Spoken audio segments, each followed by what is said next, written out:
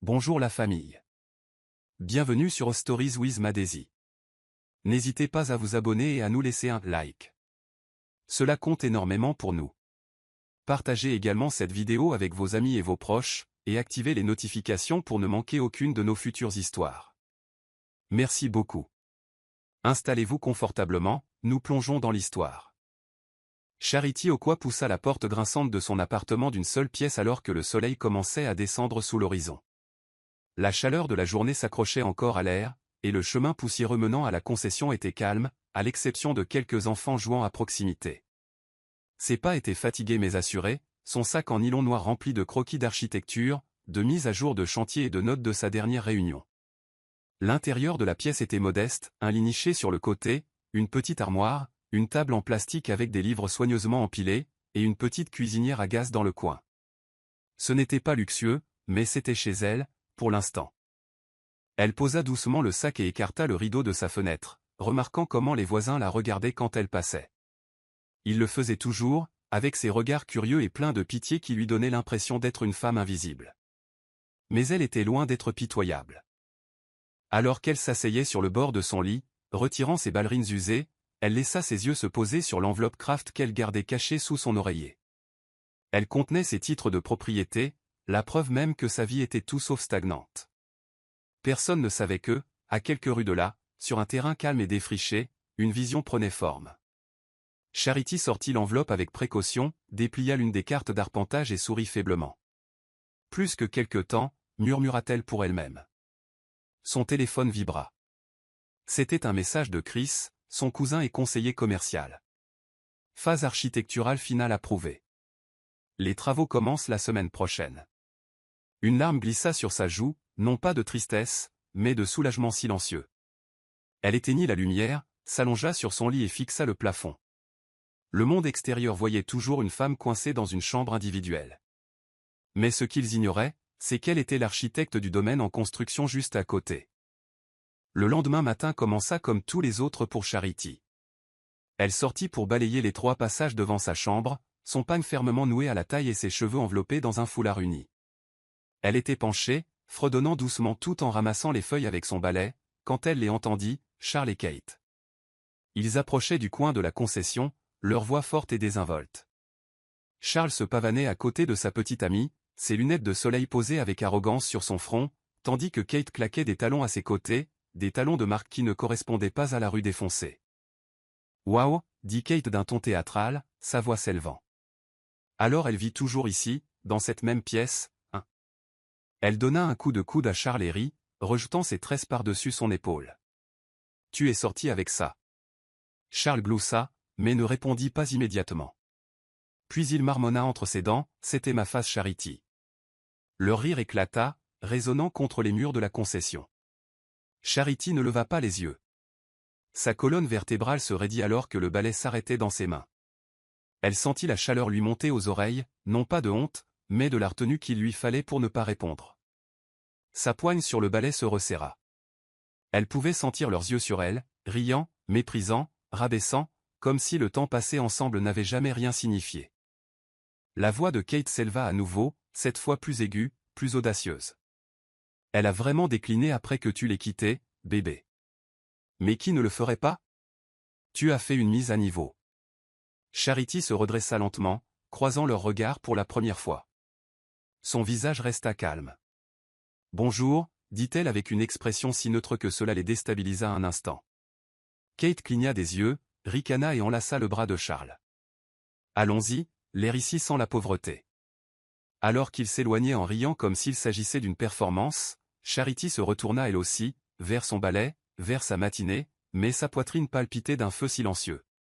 Elle ne répondit pas, car sa vengeance se déroulait déjà, centimètre par centimètre, sur le terrain juste de l'autre côté de la route.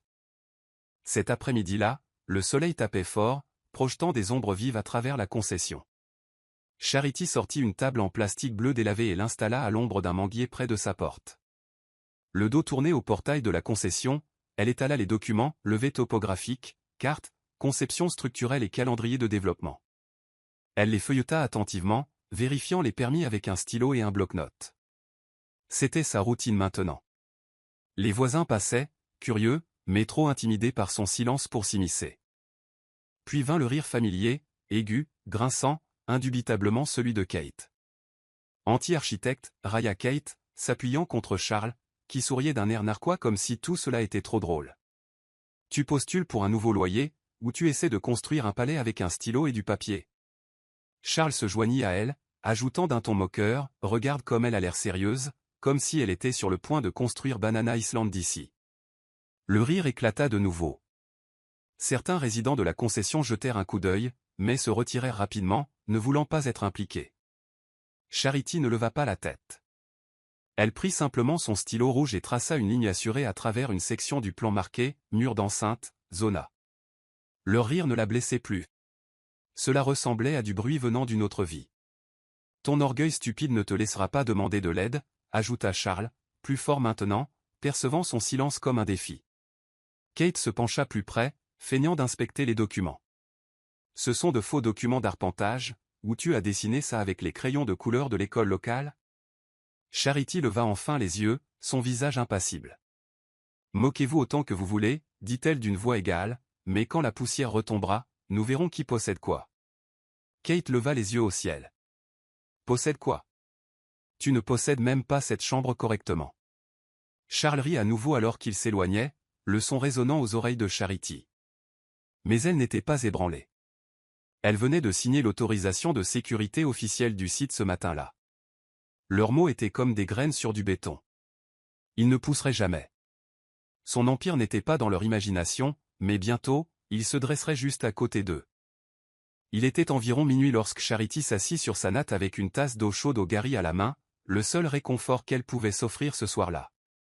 La concession était calme maintenant, à l'exception du bourdonnement d'un générateur voisin.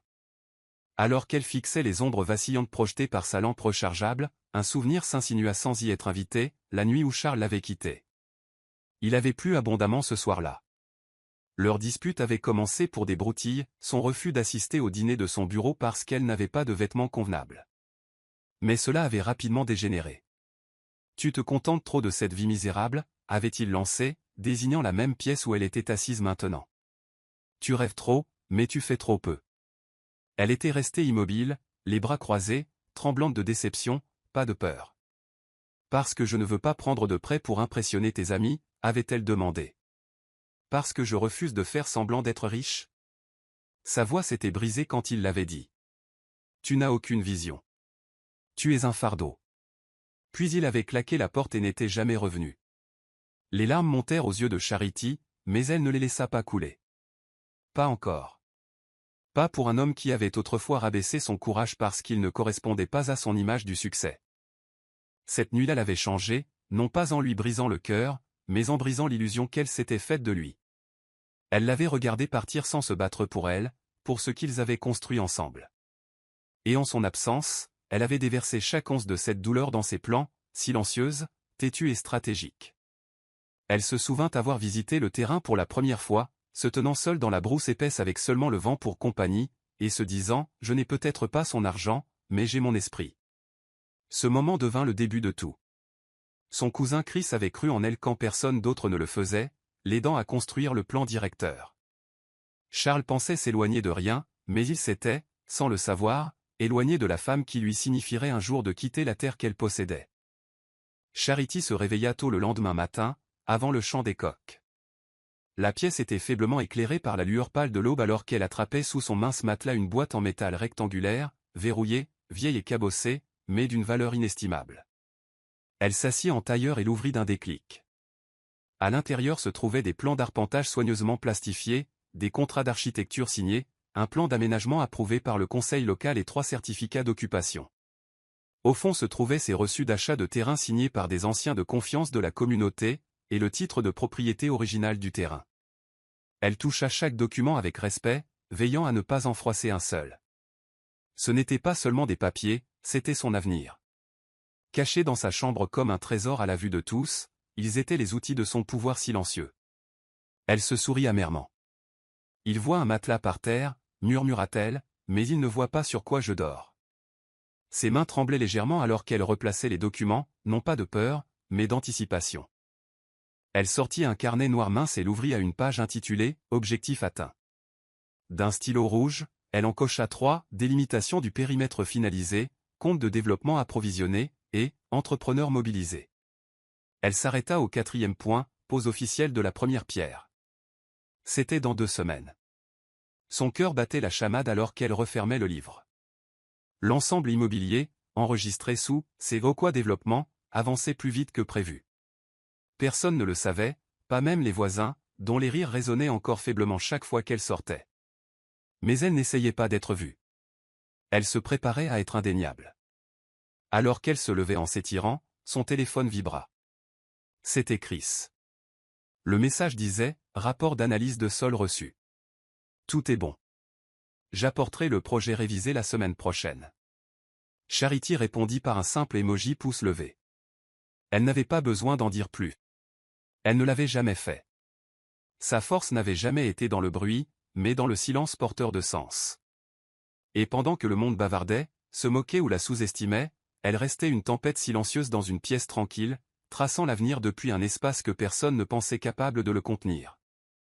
Le soleil de midi tapait sur les toits de zinc rouillés alors que Charity était assise sous l'auvent décoloré d'une cantine de bord de route, sirotant un malt dans une bouteille tiède. C'était son endroit calme pour prendre des appels, loin du bruit de la concession et des regards inutiles. Son téléphone sonna juste après 13 heures. « Chris », répondit-elle calmement. Sa voix à l'autre bout du fil était stable, mais inquiète. « Hélène m'a dit que Charles et cette fille se sont encore moqués de toi, dit-il. » Charity soupira. « Laisse-les rire. Les mêmes langues qu'ils utilisent pour m'insulter aujourd'hui m'appelleront bientôt madame. » Il y eut une pause, puis Chris gloussa doucement.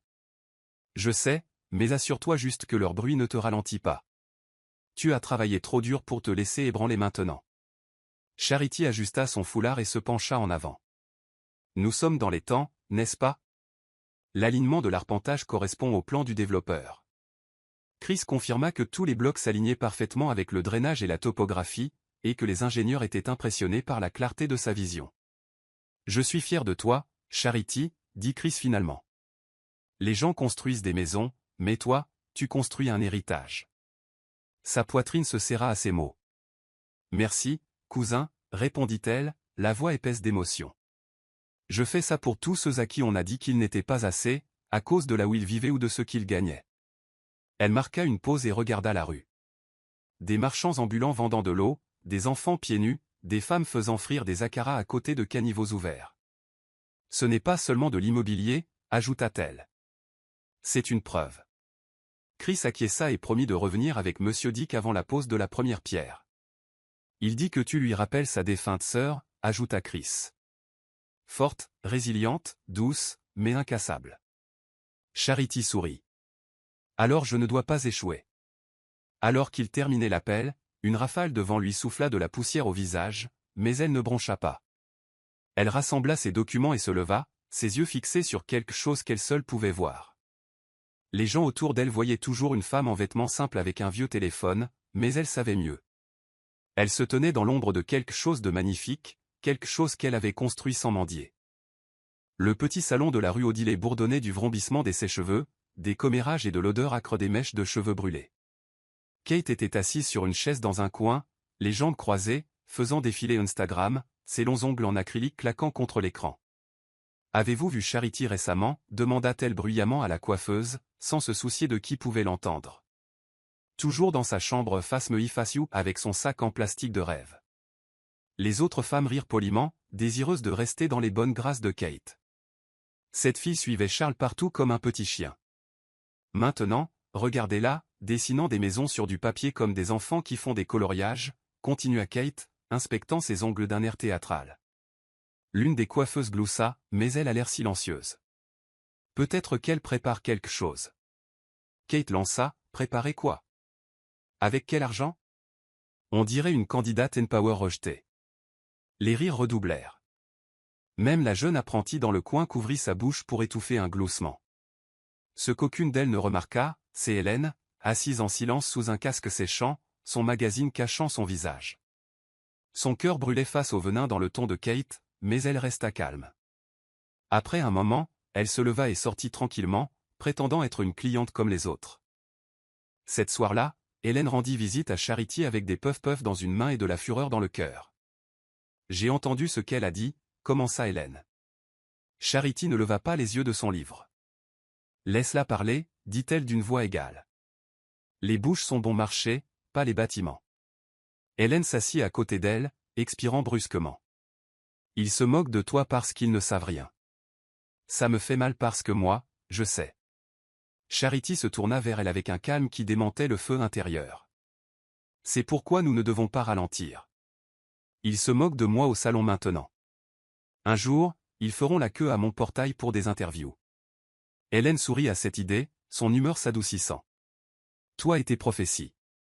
Charity sourit faiblement. Ce ne sont pas des prophéties, Hélène. Ce sont des plans avec des échéanciers concrets. Cette nuit-là, Hélène resta pour aider à réétiqueter certains documents. Le salon pouvait bien résonner de commérages, mais la chambre de Charity vibrait du murmure d'un destin en marche. Le bruit des engins lourds remplit l'air matinal. Des bulldozers, des excavatrices et des hommes en gilets réfléchissants bordaient la parcelle de terrain broussailleuse adjacente à la concession où vivait Charity. Les résidents se rassemblaient en petits groupes, chuchotant entre eux, les yeux écarquillés de curiosité. « Qui a acheté cet endroit » demanda une femme âgée. « Peut-être un politicien » répondit quelqu'un. Charles se tenait torse nu au bord de la concession, les bras croisés sur sa poitrine, regardant les machines déraciner les arbres et niveler la terre. Il avait l'air confus, intrigué et légèrement perturbé. « Les promoteurs ne plaisantent pas » murmura-t-il à Kate, qui le rejoignit quelques secondes plus tard en chaussons et bonnet de soie. « Ils ne défrichent pas un terrain pour le plaisir » ricana-t-elle. « Quoi qu'ils construisent, j'espère que ça inclut des murs insonorisés. J'en ai marre de voir ce ghetto tous les jours. » Pourtant, aucun d'eux ne pouvait détacher les yeux des mouvements coordonnés de l'autre côté de la clôture. Le site bourdonnait d'activité et de détermination. Quelque chose d'important se passait, juste sous leur nez. Charity, de sa fenêtre, observait en silence. Elle n'était pas sortie depuis l'aube, mais avait coordonné avec les ingénieurs via WhatsApp. Chris avait déjà visité le site plus tôt ce matin-là pour finaliser l'alignement du défrichage avec le contremaître. Tout avançait plus vite qu'elle ne l'espérait. Elle s'appuya contre le cadre de la fenêtre, son carnet ouvert à côté d'elle, et prit des notes. Jour 1, décapage de la couche arable progresse à 60%. L'équipe de drainage arrive vendredi. L'odeur de la terre emplissait l'air, et pour une fois, cela la fit sourire. Ce terrain, autrefois envahi par la végétation et négligé, s'éveillait enfin à son destin. Elle pouvait entendre les enfants de la concession acclamer la vue des bulldozers. Même eux pouvaient sentir que quelque chose de nouveau était en train de naître. Pourtant, le véritable contentement n'était pas dans le bruit extérieur. C'était dans la connaissance tranquille que personne ne la soupçonnait. Il la croyait toujours liée à la superficie de sa chambre, ignorant qu'elle possédait désormais le sol qu'il foulait quotidiennement. Sa plus grande arme n'était pas la richesse. C'était d'être sous-estimée. Les jours passèrent, et le défrichement se transforma en zone de construction. De hauts tas de sable, des sacs de ciment et des piles de barres de fer commencèrent à apparaître comme les sentinelles d'un nouveau royaume. Les ouvriers allaient et venaient par équipe, certains louant même des chambres dans la concession même où vivait Charity. Pourtant, personne ne posait de questions, du moins pas sérieusement. Il était plus facile de supposer que le propriétaire était une figure d'influence lointaine. Pendant ce temps, Charity restait la même personne tranquille. Sa chambre restait petite, ses vêtements modestes et ses mouvements simples. Mais chaque soir, après que le bruit se soit calmé, elle s'asseyait sous le manguier et signait des formulaires de progression que lui tendait Chris sous le contremaître. « Madame, nous commencerons à planter les piquets demain », dit l'un des superviseurs du site lors de sa récente visite. Charity hocha la tête. « Marquez bien le périmètre. Je ne veux aucun empiètement. La terre doit parler d'elle-même. » Il la salua avant de se détourner, ne saisissant toujours pas pleinement l'ampleur de son contrôle. Chris, qui livrait toujours les mises à jour discrètement, lui rendit visite cette semaine-là avec quelque chose de nouveau, son cachet d'entreprise personnalisé. C'est Vauquois Développement Ltd. C'est officiel maintenant, dit-il en le lui tendant avec un sourire. Tu ne te contentes pas de construire, tu es reconnu par l'autorité foncière. Charity tenait le cachet comme une relique sacrée.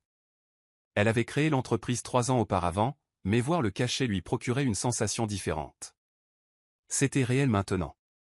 Personne ne sait, murmura-t-elle, presque incrédule. Il voit des murs s'élever et pense que c'est pour quelqu'un d'autre. Chris hocha la tête. Et c'est pourquoi ils seront choqués. Laisse-les parler pendant que tu construis. Juste à ce moment-là, on frappa à sa porte. C'était un jeune garçon envoyé par l'un des ouvriers du site. Tantine, ils ont dit que tu devais encore signer un papier. Charity se leva, ajusta son foulard et le suivit par la ruelle latérale. Les voisins regardaient mais ne disaient rien. Pour eux, elle faisait probablement une course pour l'entrepreneur. Seul Chris la suivait, fier et silencieux. La femme dont il s'était moqué parce qu'elle était coincée orchestrait des plans directeurs qui détermineraient bientôt qui restait et qui partait. Les rues connaissaient le bruit, mais l'héritage avançait en silence. Hélène arriva juste avant le coucher du soleil, ses yeux balayant la concession avec méfiance. Elle portait un sac en nylon noir avec du pain, des fruits et des arachides, son cadeau habituel lorsqu'elle rendait visite à Charity. À l'intérieur de la chambre, elle expira brusquement. « Tu as besoin d'une meilleure ventilation ici », dit-elle en plaisantant alors qu'elle laissait tomber le sac sur la chaise en plastique. Charity sourit faiblement, refermant le carnet sur ses genoux. « C'est temporaire, dit-elle. Très bientôt, la seule chose que je ventilerai sera mon pantouse. » Hélène rit, mais son expression redevint sérieuse. « As-tu vu ce que Kate a posté en ligne ?» Charity cligna des yeux. « Non, quoi encore ?» Hélène déverrouilla son téléphone et le lui tendit. C'était une vidéo de Charity dehors, quelques jours auparavant, penchée sur la table en plastique avec des papiers étalés. La légende disait « L'ambition est gratuite ». La réalité ? Pas tellement. Certaines personnes utilisent des terrains vagues pour se sentir importantes. Il y avait des émojis rieurs et des commentaires désobligeants. Charity regarda l'écran, le visage impassible. « Ils étalent vraiment leur ignorance, dit-elle. » Hélène s'assit à côté d'elle, baissant la voix. « J'ai tellement envie de répondre. Je veux écrire « Attendez de voir », mais je me suis retenu. » Charity posa une main douce sur le bras de son amie. « Non, ne gaspille pas ton énergie pour des gens qui pensent que les publications virales sont synonymes de pouvoir. Laisse-les documenter leur moquerie. Le dévoilement n'en sera que plus doux. » Hélène hocha la tête, toujours fumante. « Tu es plus forte que moi. Je ne sais pas comment tu restes si calme. » Charity se leva et prit le cachet de l'entreprise sur l'étagère. Parce que ce cachet est plus bruyant que n'importe quelle voix en ligne. Parce que chaque publication qu'ils font me rend plus concentré. Et parce que je sais quelque chose qu'ils ne savent pas, elles échangèrent un long regard avant qu'Hélène ne la serre dans ses bras. Quoi qu'il arrive, je suis fier de toi. Tellement fier. Charity murmura, merci. Je ne fais que commencer. Ce soir-là, alors que le soleil jetait son or sur les murs montant au loin, les deux femmes étaient assises tranquillement, côte à côte, sachant que lorsque le monde la regarderait enfin, il serait trop tard pour rire. Le bruit du métal résonnant interrompit le bourdonnement matinal habituel de la concession. De longues tiges d'acier étaient déchargées d'un camion à plateau juste à l'extérieur du terrain à côté du bâtiment de Charity. « Que font-ils maintenant » demanda un voisin. « On dirait une clôture » répondit un autre, protégeant ses yeux pour mieux voir. Au loin, des maçons et des soudeurs commençaient à installer des poteaux en bois et à tendre des cordes de guidage. En quelques heures, le ciment était mélangé, et le périmètre du vaste terrain était délimité par d'épais piliers qui soutiendraient bientôt le mur d'enceinte du domaine. Charity observait discrètement depuis sa fenêtre, prenant des notes dans son classeur. Elle n'avait pas besoin d'être sur le site. Chris était déjà là, s'occupant de la logistique et des paiements. Charles émergea de sa chambre, torse nu, une serviette sur le cou, fronçant les sourcils au bruit. Ses promoteurs débarquent et s'approprient tout, marmonna-t-il. Kate sortit quelques minutes plus tard en bonnet rose et leggings, visiblement irritée. Quelle longueur de clôture construisent-ils ? On dirait une prison, lança-t-elle. Ils doivent se préparer à une construction sérieuse, ajouta Charles, croisant les bras en regardant les travaux se dérouler. Et ce n'est pas peu d'argent, oh, regarde les barres de fer. Aucun propriétaire ici ne peut se permettre ça, intervint le voisin. Le vrai propriétaire n'a pas encore été vu. Mais la rumeur dit que c'est quelqu'un d'important, des gens du gouvernement peut-être. Charles ricana, mais ne dit rien. Quelque chose dans la manière dont le projet était géré, discret mais efficace, commençait à le démanger. À l'intérieur, Charity sourit faiblement. Laissez-les s'interroger, laissez-les deviner. Elle s'était intentionnellement tenue à l'écart du site, choisissant plutôt d'opérer par délégation documentée. Alors que le mur s'élevait, bloc après bloc, il symbolisait plus que la sécurité. C'était le premier signe visible de sa domination. Les limites qu'elle avait tracées sur le papier étaient maintenant en ciment solide. Ce n'était plus de l'imagination. Et pendant que d'autres débattaient de l'identité du propriétaire sur le pas de leur porte, elle regardait son héritage s'élever de derrière le mur même dont il se moquait. Charity était assise en face de Monsieur Dick dans une cabine d'angle du salon exécutif du Zénith Grand Hôtel. Le riche arôme du café fraîchement moulu se mêlait au doux bourdonnement des conversations d'affaires. Monsieur Dick portait un costume bleu marine impeccable et des lunettes à monture fine, l'image d'un homme qui comprenait mieux l'héritage que le bruit. Il feuilleta le dossier devant lui, hochant la tête de temps en temps, puis posa ses lunettes et leva les yeux vers Charity.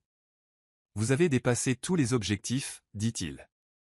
Vos délais sont serrés, votre entrepreneur est efficace, et votre discipline budgétaire est exceptionnelle. » Charity expira lentement. Venant de lui, c'était un éloge qu'elle ne prendrait pas à la légère. « Merci, monsieur. Je veux juste que ce soit bien fait. Ce domaine n'est pas seulement une question d'esthétique. C'est une déclaration. Pour chaque fille vivant dans un phasme qui pense n'avoir pas de voix. » Monsieur Dick se pencha en arrière, l'observant tranquillement un instant. « Votre voix est forte, Charity. Juste pas de la manière attendue par le monde. » Il attrapa sa mallette et en sortit un dossier gaufré. « Ceci, dit-il en le faisant glisser vers elle, est le transfert final du capital d'investissement de la phase 2. Vous êtes officiellement financé pour achever les villas centrales et les infrastructures. Et depuis ce matin, votre projet est présenté dans notre bulletin privé des investisseurs. » Charity ouvrit le dossier et cligna des yeux. C'était réel. « Vous voulez dire que les gens regardent déjà ça ?» Il sourit. « Les gens qui comptent. Ils ne se soucient pas de savoir si vous vivez dans une seule pièce. Ils se soucient que vous puissiez multiplier la valeur. » Elle serra le document et murmura, « Je ne vous décevrai pas. » Monsieur Dick prit une gorgée de son thé et répondit, « Vous ne l'avez pas encore fait. Gardez votre histoire secrète jusqu'à ce que le toit soit posé. Ne révélez rien, puis révélez tout. » Alors qu'il se levait pour partir, il s'arrêta. « Vous savez, votre défunte mère aurait été fière. Elle était silencieuse, mais elle construisait avec cœur. Vous êtes son écho. » Ces mots frappèrent Charity plus fort qu'elle ne s'y attendait. Elle sourit et hocha la tête. « Alors je m'assurerai que son écho soit assez fort pour secouer des villes. » Cette nuit-là, elle resta éveillée, non pas de peur, mais d'émerveillement. Chaque moquerie, chaque murmure, chaque insulte. C'était tout cela qui ajoutait du poids au tonnerre qu'elle était sur le point de déchaîner. Il plut de manière inattendue le lendemain matin. Une de ces averses de Lagos qui brouillait le ciel et trempait la terre en quelques minutes. Charity avait à peine mis le pied dehors avec un nylon sur la tête quand une gerbe d'eau éclaboussa ses pieds et trempa sa jupe. Sa concession était boueuse et l'eau s'infiltrait par les fissures du couloir commun, ajoutant à l'inconfort. Elle se tenait sous le petit auvent devant sa porte, protégeant son dossier d'arpentage sous sa chemise. Kate, cependant, se tenait à sa fenêtre, téléphone à la main, souriant méchamment. « Regardez-la » murmura-t-elle dans la caméra de son téléphone. Madame Arpentage est devenue Madame Égout. Elle zooma, filmant Charity, les cheveux en désordre, serrant un dossier humide, ses chaussons s'enfonçant dans la boue. Kate rit pour elle-même, ajoutant des légendes en temps réel. Gros rêve, début humide. En quelques minutes, la vidéo fut postée sur sa story Instagram avec des emojis et une fausse sympathie. La vie est dure pour les rêveurs, tapatait-elle avec un emoji soupirant dramatiquement. À l'intérieur du salon cet après-midi-là, la vidéo était déjà devenue virale dans leur quartier. Kate la montra à tous ceux qui voulaient bien la regarder. Imaginez que cette fille pense qu'elle construit quelque chose. Sur quelle fondation? L'eau des caniveaux. Les femmes rirent en secouant la tête. Une cliente fit remarquer, mais elle porte toujours ce dossier. Peut-être que c'est réel. Kate l'écarta d'un geste de la main. Si les papiers étaient réels, partagerait-elle toujours une salle de bain avec 8 personnes? Pendant ce temps, Charity était assise tranquillement dans sa chambre, tordant son pagne mouillé et séchant ses documents avec un sèche-cheveux emprunté à Hélène. Hélène était venue en courant après avoir vu la vidéo. « Tu fais le buzz, ma chère, dit-elle, mi-plaisantant, mi-furieuse. » Charity sourit seulement. Ils ne savent pas que le dossier qu'ils viennent de filmer contient la liste des entrepreneurs pour 6 duplex. Hélène la regarda avec admiration. Je ne sais pas comment tu fais. Je serais allé chez elle avec des mots brûlants et des claques encore plus chaudes. La voix de Charity était calme mais tranchante comme l'acier. Pourquoi gaspiller de l'énergie pour quelqu'un qui vivra bientôt à l'extérieur des portails que j'ai construits? Cette nuit-là, le tonnerre gronda à nouveau, mais il ne venait pas du ciel. Il venait d'un endroit profond en elle, devenant plus fort avec chaque brique, chaque goutte de pluie, chaque mot non dit. Ce soir-là, alors que la pluie s'estompait en une légère bruine, Charity était assise en tailleur sur son lit, l'écran de son téléphone brillant dans la pièce faiblement éclairée. Elle n'était pas en train de scroller, elle sauvegardait. Chaque insulte, chaque clip vidéo, chaque moquerie que Kate avait posté en ligne était archivée dans un dossier caché intitulé « Pièce à conviction ». Ce n'était pas la vengeance qu'elle préparait, c'était la documentation. Il pense que c'est une comédie, murmura-t-elle doucement en appuyant pour télécharger la dernière publication de Kate. Mais ce qu'ils ne savent pas, c'est que ce sont des preuves d'arrogance avant la reddition de comptes. Hélène, assise à côté d'elle, avait l'air impressionnée. « Tu gardes les reçus ?» Charity hocha la tête. Pour plus tard, quand le silence deviendra trop généreux. Sa voix était calme, mais sous ce calme, il y avait du feu, non pas le genre qui réduit les choses en cendres, mais le genre qui construit à partir des braises. Les captures d'écran n'oublient pas, ajouta-t-elle. Et quand cette histoire sera racontée, ils verront à la fois la boue et le marbre. Hélène se pencha plus près. Alors, quoi maintenant? Charity se leva et se dirigea vers le coin de la pièce où ces rendus imprimés du domaine étaient épinglés comme des œuvres d'art. Maintenant, nous avançons tranquillement. Pas de réaction, pas d'avertissement, juste des fondations et des coffrages. Elle prit une version imprimée plus petite du plan directeur du domaine, celle étiquetée « Phase 1, enceinte du domaine Charles ». Ses yeux s'aiguisèrent au titre. L'ironie, murmura-t-elle. Ils pensent m'avoir laissé derrière, mais ils marchent sur ma terre depuis le début. Hélène éclata de rire, mais Charity resta sérieuse. Laisse-les enregistrer, laisse-les rire. Quand le dévoilement commencera, je leur ferai savoir que leurs angles de caméra n'étaient pas assez larges. Elle reposa le document et sortit son agenda de planification. Demain, les colonnes du bloc à montent. Chris a déjà validé la facture de l'entrepreneur. Ce qui signifie, les ATL en suspens, les yeux brillants. Hélène termina la pensée. Cela signifie que leur expulsion arrive, habillée de ciment et de titres de propriété. Cette nuit-là, aucune partie de la chambre de Charity ne semblait plus petite. Ce n'était pas un studio, c'était une salle de crise, et la bataille finale était cartographiée avec grâce. Avant que le soleil ne se lève à l'horizon, Charity était déjà réveillée, vêtue d'un sweat à capuche noire et de leggings unis. Elle noua sa tête avec un foulard, d'apparence délibérément neutre. À 5h15, elle marchait dans l'arrière-cour tranquille de la concession où Chris l'attendait dans une camionnette garée à proximité. Personne ne remarqua sa sortie. Sur le chantier, les ouvriers coulaient déjà du ciment dans les tranchées creusées, attachaient des barres d'armature et plaçaient les premières pierres d'angle en alignement avec le plan directeur. Chris marchait à côté d'elle, presse-papier à la main. Le contremaître a dit que les fondations de la première villa seront prêtes la semaine prochaine. Charity hocha la tête. Bien, cela nous laisse assez de temps pour initier le tracé du portail et les tranchées électriques avant que les charpentes principales ne montent. Elle passa devant les maçons comme une simple observatrice, pourtant chaque centimètre de ce terrain répondait à sa vision. Elle n'avait pas besoin de crier des instructions, elle les avait déjà écrites. Alors qu'elle approchait du bord sud-ouest du site, elle s'arrêta et caressa la première colonne verticale, un bloc froid et dur de béton armé. « Voilà ce qu'il disait que je ne pouvais pas faire », murmura-t-elle. C'est la réponse à chaque insulte sous laquelle ils m'ont enterré. Chris se tourna vers elle. « Tu crées plus que des maisons, Charity. Tu redessines les frontières. » Elle sourit faiblement. « Oui, et ils se retrouveront du mauvais côté quand ce sera terminé. » Avant de partir, elle s'agenouilla près du pilier d'angle et fit une prière silencieuse. « Que cette fondation porte des générations, » murmura-t-elle. « Qu'elle ne soit jamais construite sur l'amertume, seulement sur la force. » Ils retournèrent à la camionnette et à 7h30, elle était de retour dans sa chambre. Ses voisins ne savaient pas qu'elle avait supervisé la cartographie structurelle avant le petit déjeuner. Tout ce qu'ils virent plus tard dans la journée, c'est une autre bétonnière qui passait et des enfants qui comptaient combien de blocs étaient déchargés. Mais quelque part au plus profond du sol, son héritage se posait couche après couche, avec patience et détermination. La fête avait lieu dans un salon local juste à côté de l'autoroute de l'Équille, une célébration pour l'un des amis de Charles qui avait récemment obtenu une petite promotion dans une entreprise de construction. Les boissons coulaient à flot et la musique était juste assez forte pour gonfler les égos et enterrer les insécurités. Charles se tenait près du bar, le bras autour de Kate, se vantant devant une foule attentive.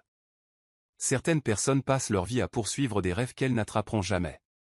Mais moi, j'ai vu la lumière tôt, dit-il en levant son verre. J'ai fait une mise à niveau et je n'ai jamais regardé en arrière. Le groupe hocha la tête, à moitié ivre, à moitié impressionné. Kate se pencha en gloussant. Raconte-leur comment je t'ai sauvé de sortir avec une fille qui voulait devenir ingénieure avec un stylo et du papier. Charles gloussa. Celle-là, elle ne pouvait même pas s'offrir des tongs décentes, encore moins construire quoi que ce soit. Mais elle griffonnait toujours, disant un jour, un jour. Le rire qui suivit fut bruyant et cruel. Mais Charles ne s'arrêta pas là. Maintenant, je vis comme un roi, ajouta-t-il. Fini la galère dans une seule pièce. J'ai grimpé. Vraie femme, vraie maison, vrai futur. Son ton dégoulinait de fierté, mais il masquait un vide que même Kate ne remarquait pas. Il avait commencé à remarquer des changements dans le quartier. Des camions arrivant quotidiennement. Des ouvriers arrivant par fournée. Des conversations sur les permis et les zones de développement. Cette domaine à côté de notre concession, dit quelqu'un à la fête, il monte vite, oh. Il doit y avoir du sérieux argent derrière. Charles haussa les épaules, essayant de paraître indifférent. Probablement un politicien qui blanchit de l'argent. Les gens ne construisent pas si tranquillement sans relation gouvernementale. Mais même en le disant, quelque chose en lui s'agita. Serait-ce possible? Non. Il chassa cette pensée. Cette fille ne pouvait pas savoir. Elle vivait toujours dans une chambre individuelle, n'est-ce pas? Portant toujours des vêtements d'occasion et mangeant de la soupe de gombo dans des bols en plastique. Ça ne peut pas être elle, se murmura-t-il. Mais pour la première fois depuis des mois, son rire ne dura pas aussi longtemps que d'habitude. C'était un jeudi après-midi chaud lorsque Charity sortit à sa place habituelle sous le manguier. La concession était exceptionnellement calme, la plupart des résidents étant à l'intérieur pour échapper à la chaleur. Elle posa sa table en plastique bleu à côté de l'arbre et étala soigneusement le rapport d'inspection du site du jour, ainsi qu'un nouvel ensemble de cartes des limites du terrain. Son stylo tapotait régulièrement contre son carnet alors qu'elle calculait les livraisons de blocs pour la semaine. Elle s'était à peine installée quand elle entendit le cliquetis familier des talons de Kate approcher. « Oh regarde » dit Kate bruyamment, tirant Charles par le bras. Notre futur ministre des Travaux en papier de la concession est de retour à l'œuvre. Charity garda la tête baissée. Charles jeta un coup d'œil à la table et ricana. Toujours en train d'imprimer des cartes comme en 1995. Kate se pencha plus près, plissant les yeux théâtralement. Où est-ce un Monopoly foncier que tu prévois? Son rire éclata. Charity resta silencieuse, tournant une autre page comme si leur voix n'existait pas. Le soleil tapait plus fort, mais leur moquerie était plus froide. Honnêtement, bébé, continua Kate en se tournant vers Charles, tu dois me remercier encore de t'avoir sauvé de cette illusion. Elle construit des châteaux avec des crayons de couleur. Charles rit, mais c'était plus forcé cette fois. Charity leva enfin les yeux, son regard rencontrant le sien avec un calme qui le déstabilisa. Certaines choses semblent absurdes jusqu'à ce qu'elles changent votre vie, dit-elle doucement, puis baissa à nouveau les yeux sur son travail. Profitez de l'ombre, ajouta-t-elle, non pas sarcastiquement, mais prophétiquement. Kate leva les yeux au ciel et entraîna Charles, mais il regarda en arrière une seule fois, comme si quelque chose dans son ton avait déplacé une pierre en lui. Les fichiers sur la table n'étaient pas seulement du papier. C'étaient des documents territoriaux signés par le ministère du Logement, finalisant l'acquisition de la deuxième parcelle de terrain. Charity plia doucement les pages, ferma son carnet et murmura pour elle-même, ils connaîtront la valeur de ces papiers quand il sera trop tard pour négocier. Le lundi matin suivant commença par l'arrivée inattendue de deux messagers en civil qui se déplaçaient d'une chambre à l'autre à travers la concession, glissant des enveloppes brunes sous chaque porte.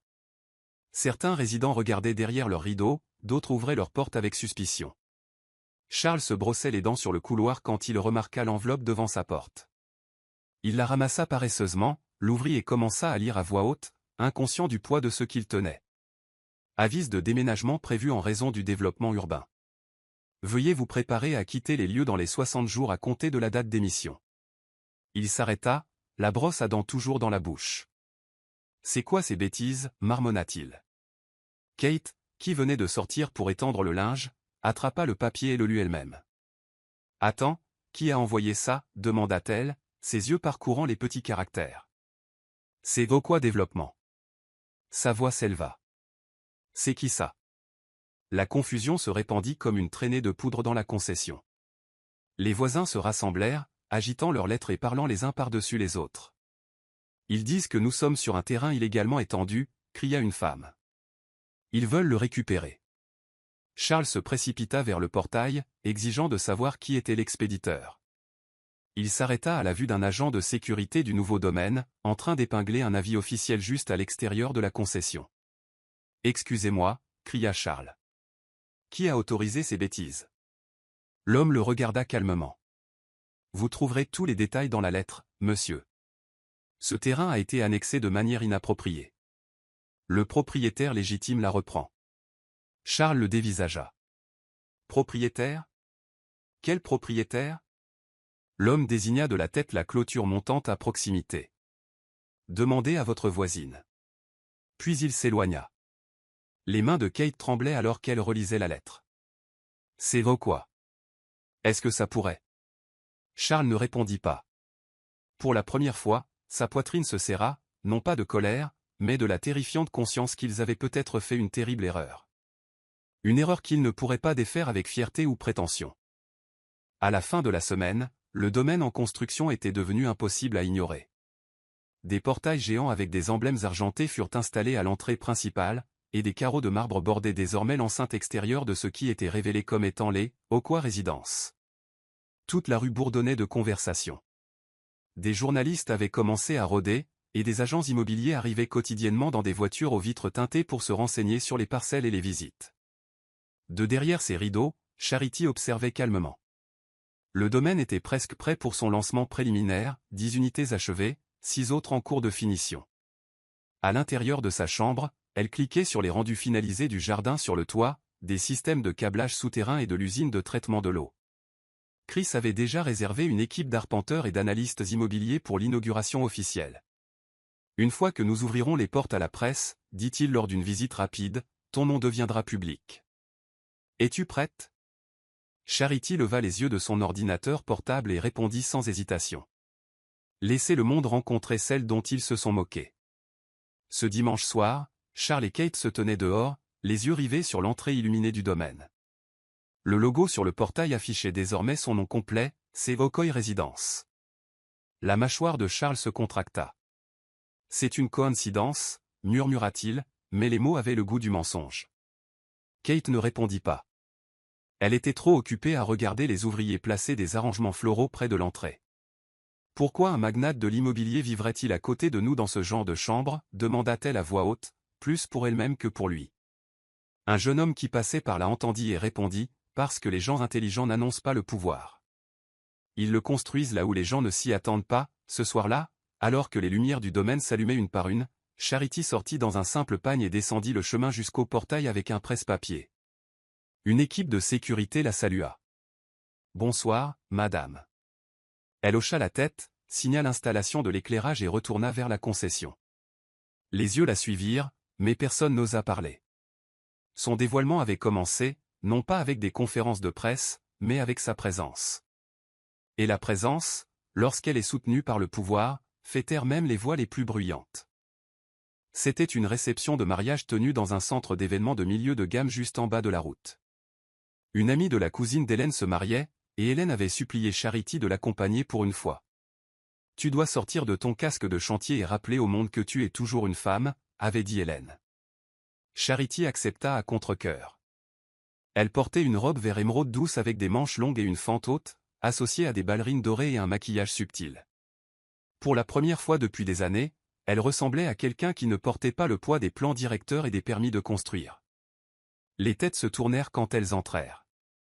Elle n'avait pas l'intention d'attirer l'attention, mais son élégance était discrète et imposante. Charles, assis de l'autre côté de la salle avec quelques vieux amis, faillit laisser tomber son verre de vin quand il la vit. Son front se plissa comme s'il essayait de reconnaître ce visage. Trop gracieuse pour être la même fille de l'appartement d'une seule pièce. Mais alors elle se tourna légèrement, et leurs regards se croisèrent. La reconnaissance scintilla. Le regret aussi. C'est, murmura Charles. Un de ses amis se pencha plus près. Mec, c'est ton ex-Charity, non? Charles hocha la tête avec raideur, déglutissant difficilement. Elle riait maintenant, librement, avec Hélène et un autre invité, sa posture droite, sa présence nonchalante. Kate, qui était allée aux toilettes, revint quelques instants plus tard et suivit son regard. « Pourquoi tu la fixes » demanda-t-elle, l'irritation montant dans son ton. « N'est-ce pas la même fille avec la table en plastique et les sandales d'eau de pluie ?» Charles ne dit rien. Kate ricana. Même si elle s'habille bien, elle ne peut pas effacer la pauvreté. Mais les commentaires sonnaient creux, même à ses propres oreilles.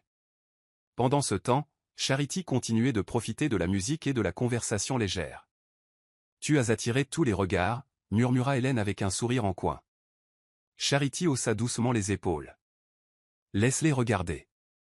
Je ne me cache plus. » Pour la première fois depuis longtemps, elle ne pensait pas au délai ou au béton. Elle était simplement présente. Pourtant, l'ironie ne lui échappait pas. Même dans son moment de repos, elle déstabilisait les personnes même qu'il avait autrefois méprisées.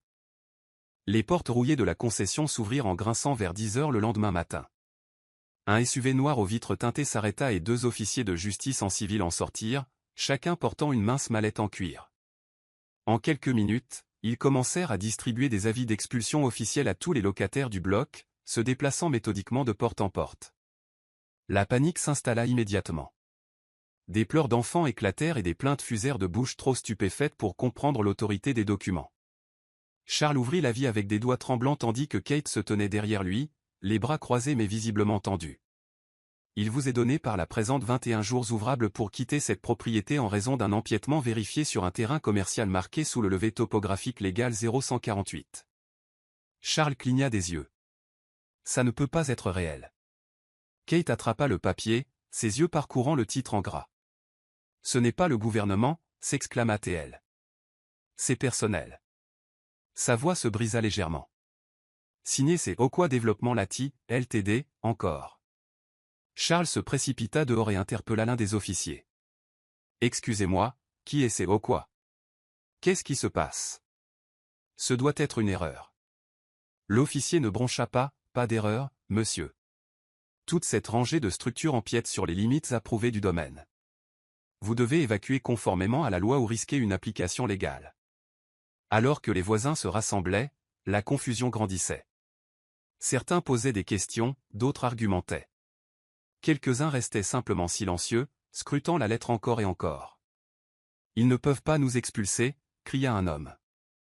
Mais au fond, ils craignaient tous qu'il ne soit déjà trop tard. Charles se tourna vers Kate. « Est-ce que ça pourrait être Charity ?» Elle ne répondit pas, mais son silence était assourdissant. Ses yeux se tournèrent de l'autre côté de la rue, vers les murs imposants et les portails immaculés du domaine qu'ils avaient autrefois ignorés. Sa respiration s'accéléra alors que la réalisation s'installait. Charity n'avait pas seulement rebondi. Elle s'était élevée suffisamment haut pour décider qui restait et qui partait. Et maintenant, la rue sur laquelle il se moquait d'elle ne serait bientôt plus la leur. L'entrée principale du domaine affichait désormais une enseigne rétro-éclairée, fraîchement installée et impossible à manquer. Okwa Résidence par ses Okwa Développement Ltd. Elle brillait chaleureusement la nuit, jetant de la lumière sur la clôture noire et dorée élégante qui entourait le domaine. Ce matin-là, Charles se tenait en face de l'enseigne, l'avis d'expulsion toujours froissé à la main. Sa poitrine était serrée. Ce n'était plus une spéculation ou une coïncidence. Le nom sur le portail et le nom sur le document légal correspondaient parfaitement. Elle l'a fait, murmura-t-il, plus pour lui-même que pour quiconque. Kate se tenait à côté de lui, totalement incrédule. Comment? Comment a-t-elle pu réussir tout ça en vivant juste à côté de nous? Sa voix se brisa en un murmure. Comment avons-nous pu ne pas le voir? Charles ne répondit pas. Sa fierté avait été le mur qui l'avait aveuglé. Maintenant, ce mur s'était effondré, et derrière lui se tenait une femme qu'ils avaient tous deux sous-estimée jusqu'à l'oubli. Dans son bureau du domaine, Charity était assise en face de son avocat de projet, qui examinait la deuxième série d'avis de récupération. Nous sommes prêts à procéder à l'application finale des limites de la phase 2, confirma l'avocat. Charity hocha la tête. Assurez-vous que tout reste légal. Pas de drame, juste de la dignité. Elle ne souriait pas. Il n'y avait aucune satisfaction dans l'expulsion, mais il y avait la justice. Son téléphone vibra avec un message de Chris. La nouvelle se répand. Charles sait maintenant. Charity fixa le message un instant, puis regarda par la fenêtre de son bureau. De son siège, elle pouvait voir Charles faire les 100 pas devant la concession, les mains sur la tête. Il vivait la réalisation même qu'elle avait imaginée, que la fille qu'ils avaient moquée était devenue la femme qui décidait maintenant de leur sort. Elle expira slowly, non pas en triomphe, mais en paix. Elle n'avait jamais voulu se venger. Tout ce qu'elle avait toujours voulu, c'était être prise au sérieux, et maintenant son nom n'était plus murmuré avec moquerie, il était gravé dans l'acier. L'atmosphère dans la concession était devenue suffocante. Les locataires se déplaçaient comme des fantômes, chuchotant dans les coins, serrant leurs lettres d'expulsion comme des condamnations à mort. La plupart ne savaient pas où aller ni quoi croire. Certains accusaient Charles de retenir des informations, d'autres blâmaient le gouvernement, mais personne n'avait de réponse concrète. Au centre de tout cela, Charles était assis sur le muret de la véranda, les paumes pressées contre ses tempes. Il doit y avoir un moyen de sortir, marmonna-t-il. Kate faisait les 100 pas devant lui, les bras étroitement croisés sur sa poitrine. Tu disais que c'était juste une menace. Tu disais que les promoteurs bluffent toujours, lança-t-elle. Il leva les yeux, impuissant. Ce n'est pas du bluff. Ils ont déjà marqué les poteaux de délimitation. Les avis légaux sont exécutoires. Une fois que les ordres de démolition suivront, ce sera terminé. Ses lèvres s'entr'ouvrirent mais aucun mot ne sortit. Il ne s'agissait pas seulement d'être déplacés.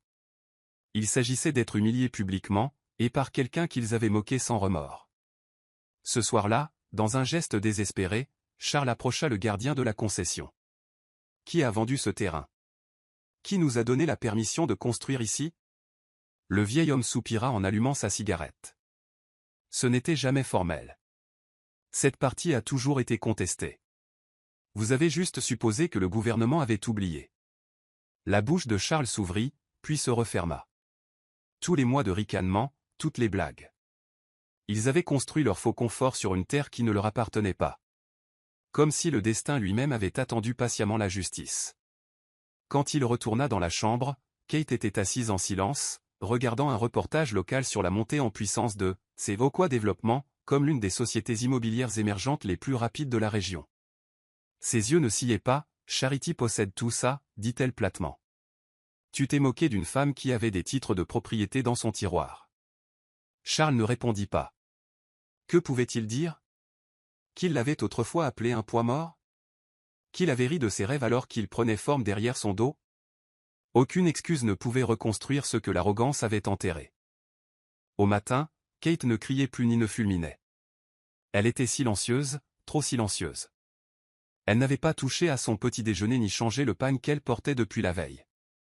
Alors que Charles tentait de ranger la pièce en désordre, elle se leva soudainement et se dirigea vers la fenêtre. De là, elle pouvait voir des ouvriers disposer des pots de fleurs près du portail du domaine. Un SUV noir sortit gracieusement tandis qu'un garde saluait. Ils vivent différemment, murmura-t-elle. Et nous sommes ici, attendant d'être traînés dehors comme des squatteurs. Charles lui jeta un coup d'œil. On trouvera bien quelque chose. Elle se tourna brusquement. Tu penses que je peux affronter les gens si on se fait expulser? Après tout ce que j'ai dit sur elle? Sa voix tremblait. Ils vont rire de moi, Charles. De la même manière que j'ai ri d'elle. Elle s'effondra sur le lit, enfouissant son visage dans ses mains. J'ai enregistré sa vidéo sous la pluie. Je l'ai partagée. Je l'ai insultée. Je ne savais pas qu'elle me documentait aussi. Charles s'approcha d'elle avec précaution. Nous ne savions pas, dit-il, mais les mots semblaient être du papier couvrant le feu. Kate leva les yeux, rouge et vitreux. Elle n'a donné aucun signe, aucun indice. Tout ce temps, elle nous a laissé croire que nous étions au-dessus d'elle.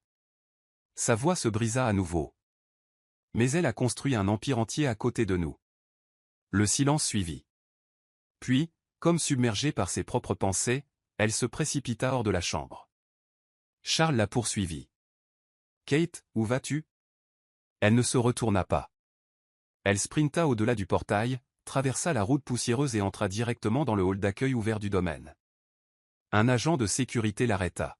« Excusez-moi, madame, vous ne pouvez pas » mais avant qu'il ne puisse finir, elle s'effondra en sanglots, juste là, devant la plaque signalétique du domaine.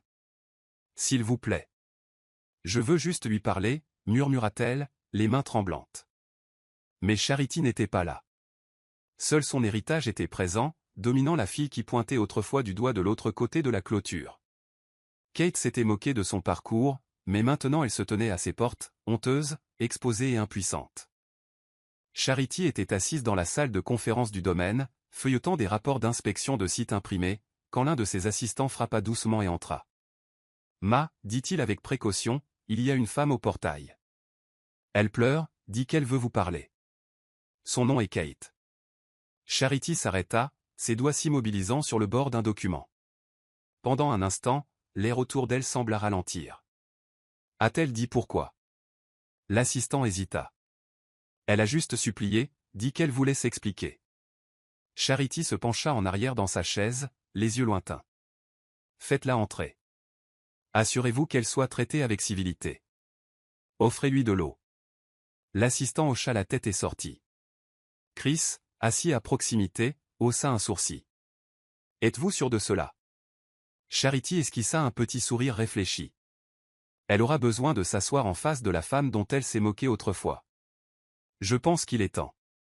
Quelques minutes plus tard, Kate entra dans la pièce, ses pas petits, sa confiance disparut. Elle ressemblait à quelqu'un qui venait de se réveiller d'un rêve qu'elle n'avait jamais eu l'intention de faire. Charity ne parla pas immédiatement. Elle désigna simplement la chaise en face d'elle. Kate s'assit, se tordant les doigts, ses yeux parcourant la pièce climatisée. « Merci de me recevoir » dit-elle dans un murmure. « Je ne sais pas quoi dire. » Charity se pencha doucement en avant. « Alors ne dites rien. Écoutez simplement. » Kate hocha la tête. Sa voix était basse. « Je vous ai jugé. Je me suis moqué de vous. Parce que je pensais que si vous n'aviez pas ce que nous avions, vous n'aviez rien. » Charity croisa les bras. « Et pourtant, ce que vous aviez n'était pas vraiment à vous. » Kate retint ses larmes. « Je suis désolé, vraiment. » Il y eut une pause. Charity expira. « Excuses acceptées. Mais la procédure continue. Le terrain était occupé à tort et je dois récupérer ce qui est à moi. » Kate hocha la tête en silence. « Je comprends. » Charity se leva en lui tendant la main. « Partez avec dignité. La vie offre des secondes chances, mais elle attend rarement éternellement. » Kate se leva aussi, essuyant ses joues.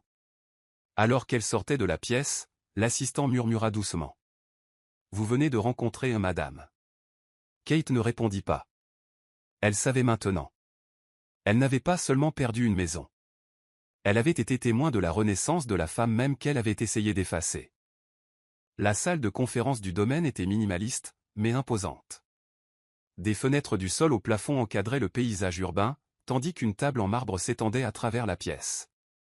À sa tête était assise Charity, vêtue d'un tailleur noir ajusté, son expression indéchiffrable. Devant elle se trouvaient deux classeurs juridiques, tamponnés et scellés. Charles entra lentement, guidé par l'un de ses assistants, son attitude nettement modérée. Il était vêtu de son polo de marque et de son jean habituel, mais sa voix avait perdu son poids. « Merci d'avoir accepté de me voir » marmonna-t-il, incapable de croiser son regard. Charity ne leva pas les yeux immédiatement. Elle tourna une page, puis ferma doucement le dossier et rencontra son regard. « Je suppose que vous avez lu l'avis d'expulsion complet et les documents d'arpentage du terrain qui l'accompagnent. » Charles hocha la tête avec raideur. « Oui, mais je voulais voir si nous pouvions parler. » Elle haussa un sourcil. « Maintenant, vous voulez parler ?» Elle désigna le second classeur sur la table et le poussa vers lui. « Ce sont des titres de propriété certifiés, des cartes de délimitation des frontières et des preuves d'empiètement. » Votre empiètement. Charles ouvrit le classeur avec des doigts tremblants. C'était indéniable. Son logement empiétait non seulement sur la limite du domaine, mais spécifiquement sur la zone désignée pour un parc communautaire. Je ne savais pas, dit-il à voix basse. Charity se pencha en avant. Vous ne vous souciez pas de savoir. Vous avez supposé que rien ne pouvait pousser d'une femme comme moi. Le silence s'installa dans la pièce. Le seul son était le doux bourdonnement de l'air conditionné central. Je ne suis pas ici pour jubiler, Charles, mais je suis ici pour vous rappeler que tout ce que vous avez méprisé en moi est devenu une pierre angulaire. Il déglutit difficilement, hochant lentement la tête. Je suis venu avec fierté. Je repars avec respect. Charity se leva et lui tendit la main. Alors vous avez gagné quelque chose, finalement. Alors qu'il la serrait, l'ironie ne leur échappait pas. Il l'avait autrefois laissé partir pour courir après le statut, et maintenant il se tenait dans le bureau qu'elle avait construit depuis le silence. Dehors, le soleil brûlait sur la concession, maintenant jonché de valises, de chaises en plastique éparpillées et de locataires agités. Des camions de déménagement bordaient la rue étroite, klaxonnant avec impatience alors que les résidents se dépêchaient de vider les lieux. Kate était assise sur un tabouret, la tête basse, protégeant son visage avec ses paumes. Elle avait à peine parlé depuis qu'elle avait quitté le bureau de Charity. À proximité, un groupe d'enfants passait en courant, riant, inconscients du chagrin des adultes. Charles se tenait immobile à côté d'un sac à moitié fait, les yeux scrutant le mur du domaine. Il murmura quelque chose pour lui-même, inaudible pour quiconque, avant de se tourner une dernière fois vers le portail. Puis, sans crier gare, il commença à marcher, droit vers l'entrée principale. Les gardes s'arrêtèrent, échangèrent des regards, mais ne l'arrêtèrent pas. Ses pas étaient lourds, comme ceux d'un homme marchant vers son jugement. Dans le hall d'accueil, Charity venait de finir de signer des factures de fournisseurs quand elle entendit son nom. « S'il vous plaît », vint la voix de Charles depuis l'embrasure de la porte. Elle leva les yeux, surprise. « J'ai juste besoin de dire quelque chose, » dit-il, l'émotion lui serrant la gorge. Elle ne l'arrêta pas. « Vous m'avez aimé autrefois, » commença-t-il, « et j'ai pris cet amour pour acquis. Je pensais que votre simplicité signifiait petitesse. Je vois maintenant que c'était de la force. » Il s'agenouilla, choquant la réceptionniste et les gardes. « Je suis désolé, Charity, pas seulement de m'être moqué de toi, mais d'avoir quitté une femme qui deviendrait ceci. » Elle resta immobile, le cœur battant régulièrement, mais les yeux embués. « Levez-vous, Charles, » dit-elle tranquillement. « Vous n'êtes pas ici pour mendier. Vous êtes ici pour témoigner. Ceci, » dit-elle en désignant le grand espace autour d'eux, « a été construit par la femme dont vous disiez qu'elle n'avait aucune vision. » Il se releva lentement, le visage humide. « Vous étiez toujours assez. C'est moi qui étais trop aveugle pour le voir. » La réponse de Charity fut douce mais finale. « Maintenant vous voyez, mais voir ne signifie pas rester. » Il hocha la tête, se tourna lentement et sortit, laissant derrière lui non seulement le domaine, mais le chapitre de sa vie qu'elle avait depuis longtemps dépassé. Plus tard dans la soirée, Charity était assise dans le salon privé du domaine avec Hélène et Chris, sirotant un thé et examinant l'invitation de la presse pour l'inauguration. Le moment était serein jusqu'à ce que son assistant entre. « Ma, vous avez une livraison », dit-il en tendant une enveloppe poussiéreuse. À l'intérieur se trouvait une impression de la vidéo virale de Kate, celle où elle se moquait de Charity sous la pluie, et en dessous, une note manuscrite. « Je comprends enfin. Je suis désolé. » Charity plia le papier et le tendit à Hélène sans un mot. Puis, lentement, elle ouvrit le tiroir inférieur de la vitrine en verre à côté d'elle. À l'intérieur se trouvaient plusieurs dossiers plastifiés, des documents d'arpentage, des croquis rejetés, des permis signés, tous les papiers moqués des premiers jours. Un par un, elle les étala sur la table. « Ceux-ci, » dit-elle, la voix calme, « sont ceux dont il riait. » Hélène se pencha en avant, ses yeux brillants. « Et maintenant ?» Les lèvres de Charity s'incurvèrent en un sourire tranquille. « Maintenant, ils sont la fondation d'un avenir que personne ne peut démolir. » Chris tendit la main et tapota le tout premier document, le plan dessiné à la main qu'elle avait marqué à l'encre rouge tous ces mois auparavant. « Nous devrions encadrer celui-ci, » dit-il. « Laissez chaque jeune fille qui entre dans ce bâtiment savoir à quoi ressemblent les rêves avant qu'ils ne s'élèvent. » Charity hocha la tête. « Encadrez-le. Donnez-lui un titre. » Les papiers dont il riait. Cette nuit-là, longtemps après que les lumières du bureau se soient éteintes, elle se tenait seule dans le couloir devant sa salle de conférence, regardant la carte encadrée qu'il venait de monter au mur. La pièce était silencieuse, mais son esprit rugissait. Elle avait été moquée, négligée et méprisée, mais elle n'avait jamais plié. Les documents même qui faisaient autrefois l'objet de railleries étaient devenus son armure, son témoignage, sa voix. Et maintenant, il n'était plus accroché dehors sur une table en plastique, mais à l'intérieur de son empire. Le matin de son déménagement fut calme, sans fanfare ni foule. Un seul SUV noir entra dans la concession qu'elle avait autrefois partagée, et une petite équipe de déménageurs en sortit, prudents et efficaces. Charity marchait derrière eux dans un pantalon blanc impeccable et un chemisier beige, le visage radieux, les mouvements posés. Sa chambre, autrefois moquée et tournée en dérision, était maintenant ouverte. Le matelas avait été enroulé, les murs nus, et la table qui avait autrefois contenu des rêves était maintenant vide. Elle s'arrêta sur le seuil, regardant autour d'elle une dernière fois. Ce n'était pas de la tristesse qui remplissait ses yeux, c'était du respect. Cet espace avait donné naissance à une vision. Ce silence avait aiguisé sa détermination. L'un des déménageurs murmura à un autre, « Est-ce vraiment elle la propriétaire du domaine ?» L'autre hocha la tête. « Elle vivait ici et a construit tout ça ? De cette petite chambre ?» Charity se tourna légèrement, les ayant entendus. Elle esquissa un léger sourire. « De cette petite chambre, j'ai construit ma liberté. » À la mi-journée, elle se tenait dans sa nouvelle maison, la suite Pentouse au sommet des Beauquois Résidences. La ville s'étendait en dessous dans la lumière dorée du soleil, la ligne d'horizon fusionnant avec un horizon qu'elle n'avait autrefois qu'imaginé. Le Pentouse était moderne et sobre. Des fenêtres du sol au plafond, du parquet et un décor discret choisi avec intention. Alors qu'elle marchait pieds nus sur les carreaux polis, elle s'arrêta sur le balcon en verre. Son ancienne concession était visible de là-haut, petite, modeste, presque insignifiante maintenant.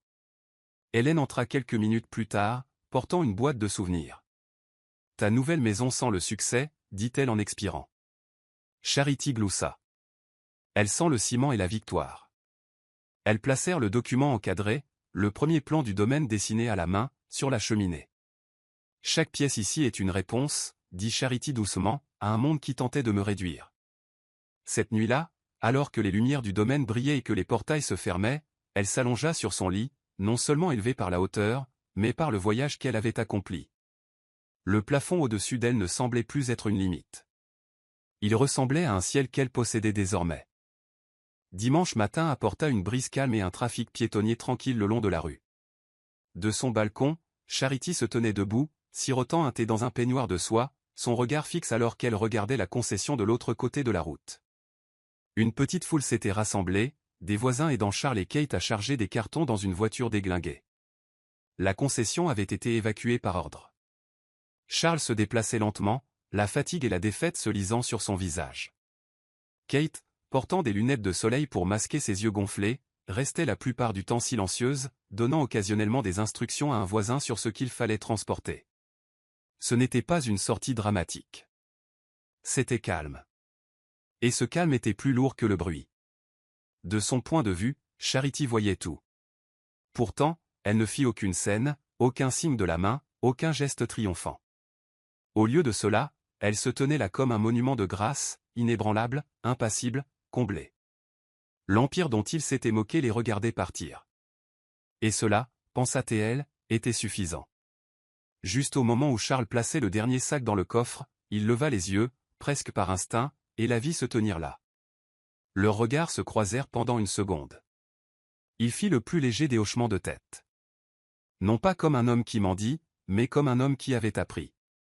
Elle répondit par un signe de tête, doucement, puis se retourna et rentra à l'intérieur. Dans son bureau en bas, une lettre l'attendait sur son bureau. Une invitation du ministère du Logement à prendre la parole lors de leur conférence annuelle. Titre, Construire en silence, le pouvoir du travail invisible. Elle sourit en la lisant. Plus tard dans la journée, elle se promenait dans les jardins du domaine avec Hélène. « As-tu déjà pensé à ce qui se serait passé si tu avais abandonné ?» demanda Hélène. Charity s'arrêta près d'un hibiscus en fleurs. « Parfois, répondit-elle. Mais je suis heureuse d'être restée, parce que la douleur a construit des murs, mais la foi m'a donné les portes. » Elles marchèrent en silence, le domaine paisible autour d'elles. Le portail, autrefois moqué pour son mystère, se dressait maintenant comme un symbole. Non pas de vengeance, mais d'une femme qui a construit à côté pendant que le monde riait. Et quand elle a finalement parlé, Elle n'a pas utilisé sa voix. Elle a laissé son adresse parler pour elle. Voici le verset biblique inspiré par l'histoire. Proverbe 24, verset 10, « Si tu faiblis au jour de la détresse, ta force est bien petite. » Morale de l'histoire, ne vous moquez jamais d'un rêveur silencieux. Ce qu'ils construisent dans l'ombre pourrait bientôt posséder la lumière.